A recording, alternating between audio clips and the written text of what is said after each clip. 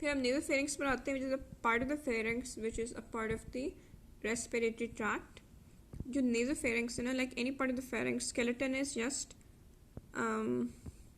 muscle of the skeletal variety. यानी जो skeletal muscles है ना, not just any kind of muscles, just skeletal muscles and the voluntary kind, they form the skeleton of the nasopharynx.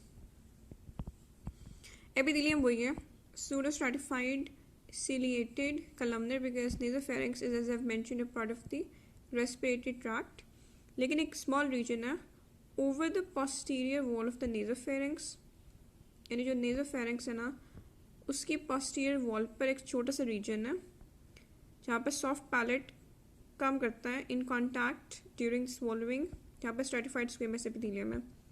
So what they're basically saying is that the nasopharynx has a skeleton that is formed by skeletal muscles, and the epithelium is primarily pseudostratified ciliated columnar, except a small region over the posterior wall where the soft palate comes in contact during the process of swallowing, and where there is stratified squamous epithelium instead, right?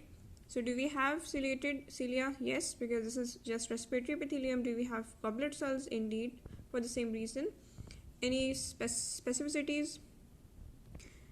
In the nasopharynx, there are basically paired and unpaired tonsils. There are the paired palatine tonsils, the unpaired pharyngeal tonsil, and we also have the lingual tonsil,